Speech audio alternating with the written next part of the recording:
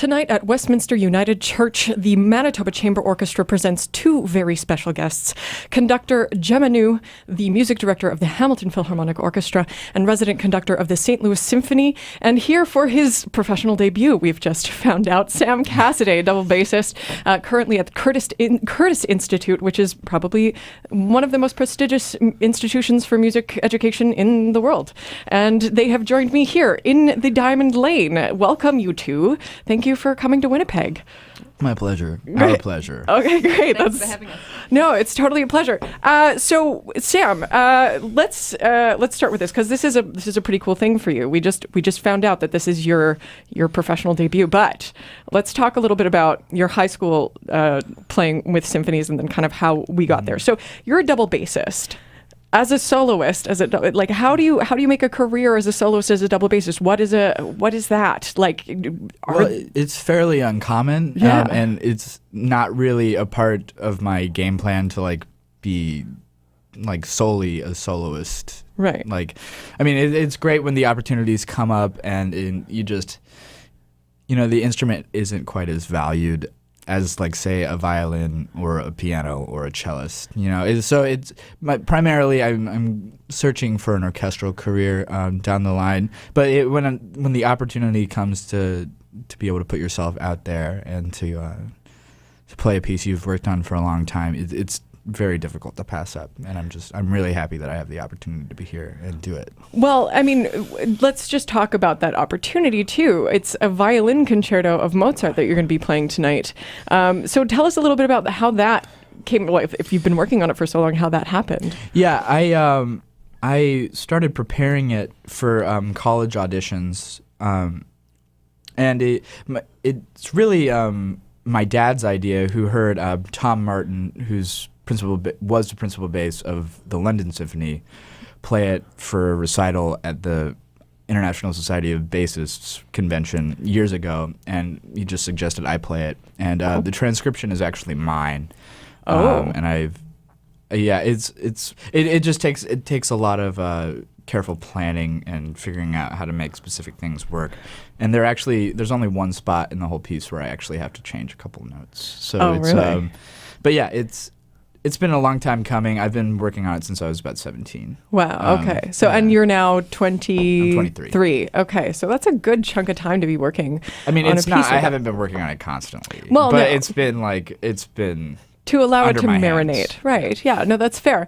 And so, Gemma, let's talk to you a little bit about your Manitoba debut. It's definitely not your debut as a conductor. You've been doing lots of magical things. Tell us a little bit about your journey, because not only are you conducting orchestrally, but you were also, spearheading some new music projects and that kind of stuff. How did you get in, or what drew you initially to pursuing a conducting career? Oh, well, so I started off as a violinist. I started violin when I was 5 and piano when I was 7, and then I played in orchestras as a young musician, and I fell in love with the orchestra. Everyone coming together to create this magical and powerful sound that we cannot do alone. We need a good team, and the kind of joy of making that sound with other people, and the music itself having so much energy and being really beautiful. And I first got the opportunity to conduct when I was 15. It was at my high school, and it just clicked. I thought, yes, this is how I can kind of express music. And I was so interested in the analysis of the score, how things were put together, how to communicate as a conductor, both through words and through gesture, and how to lead a group to a unifying interpretation. So that's how I started off. And I do love new music. I had a new music ensemble called the Lunar Ensemble for 6 seasons. We started it when I was at Peabody Institute in Baltimore, where I studied my master's in conducting. And it's fantastic to be here with the Manitoba Chamber Orchestra. What a beautiful sound they make. It's just been incredible to work with them, and it's a really intimate setting, a chamber orchestra. Sometimes I have an orchestra and the percussion are miles away, and I have to kind of wave at them if I want to communicate. But here it's very gentle and soft, and this music is also those characters. So Speaking of the music, speaking of the program, and your proclivity for the new music and for, I'm sure, old musics as well, you have, all the way from Mozart to Alan Gordon Bell. It's from 1980. How do you balance those two things on a program? I mean, for you as a creative force. Yes, that is a very good question. I think we looked at the pacing when we program this piece, the program. So we start with Dynamis, which is very energetic, strong, powerful, great opener. And yet it has these smooth moments that will reflect in the Mozart. And we have this dazzling soloist sitting right next to me, Sam, who also has the power and the force that you hear in the Dynamis, the virtuosity, and yet these incredibly lyrical and intimate moments. And then in the second half, we go to Sir Ernest Macmillan's piece, which I think really complements the style of the Mozart. Two French-Canadian folk songs.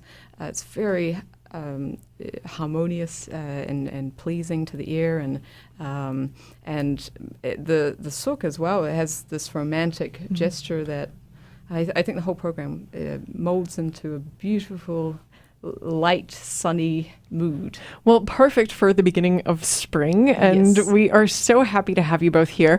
Gemma New, the music director at the Hamilton Philharmonic and a resident conductor at St. Louis Symphony, and Sam Casseday, double bassist, currently studying at the Curtis Institute, here with the MCO for his official professional debut.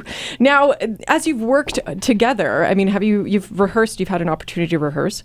What have you found, Sam, about doing this work with a chamber orchestra, especially this Mozart transcription? So this is the Turkish concerto. This is the Turkish violin concerto. So tell us a little bit about how it's settled in.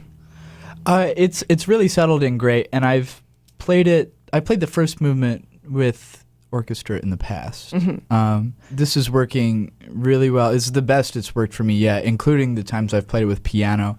For whatever reason, it's much easier to be matching pitch with orchestra, and the time, which is something I always I'm really focused about. The time is really good, and they're just really good at,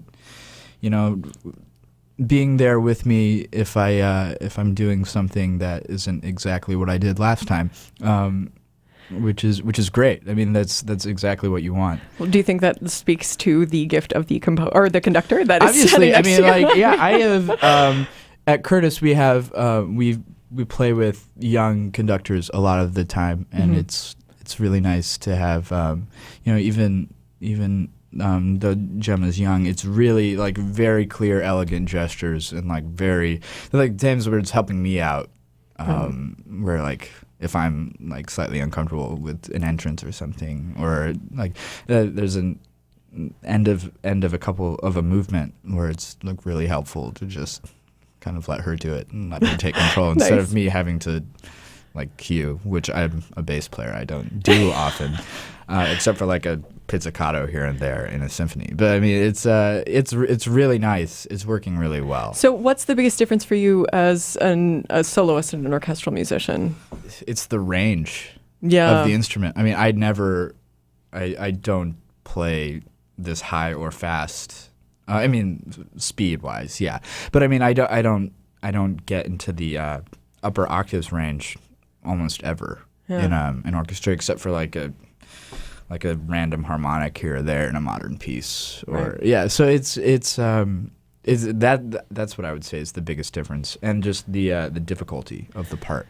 Where with a violin solo part to an orchestral part, they play in the same range across the board. Right. Well, we are excited to hear that tonight. Westminster United Church starts at 7:30 p.m. The Manitoba Chamber Orchestra inviting conductor Gemma New and double bassist Sam Casseday to join us for this installment of the 16-17 season. For more information, go to themco.ca or just show up. Show up tonight at the church, and I'm sure it'll be a great time. Tickets are available at the door. I am so pleased to have you both in town. Welcome. I hope your stay is fantastic, and I hope tonight is magical. Thank you. Thank you much. You're in the Diamond Lane with Sarah Jo here on Classic 107 in Winnipeg. We'll be right back after this message.